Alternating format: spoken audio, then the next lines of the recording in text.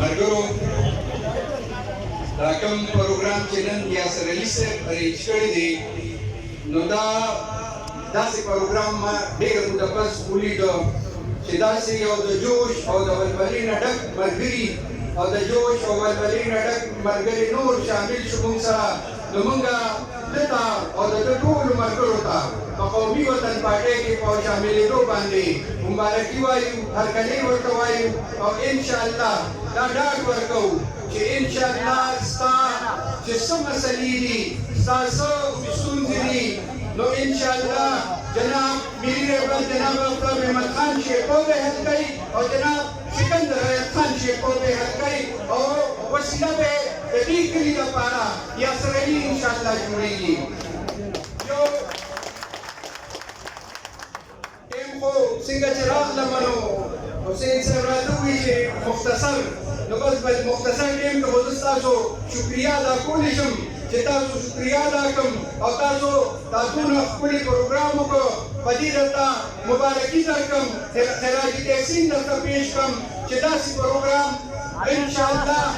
نه شوی دی او نه به بیا وشي دا دونه ګرمجوشۍ سره دا دونه ملګري چې موږ سره شامل شو نو انشاءالله د راروان وخت د دې خبرې ګواهي کوي خمازي کوي چې راروان وخت د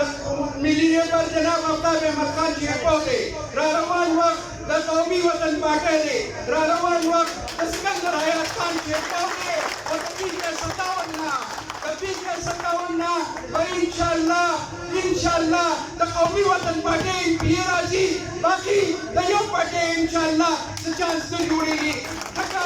چې دا تاسو په کوم جوش او جذبه راغلي یې دا تاسو په کوم ولوله راغلي یې نو انشاءالله موږ به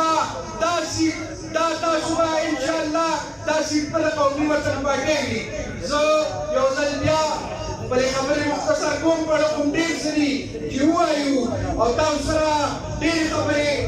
دغه کړو شیر کړو په چونګې وخت کم دی ملي د نوجوانانو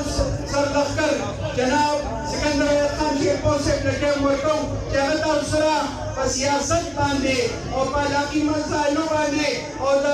دې راروان دا کومه مهنګایي چې ده دا کوم شرمول چې جوړ دي دا په دې تاسو سره مفصل خبرې وکړي نو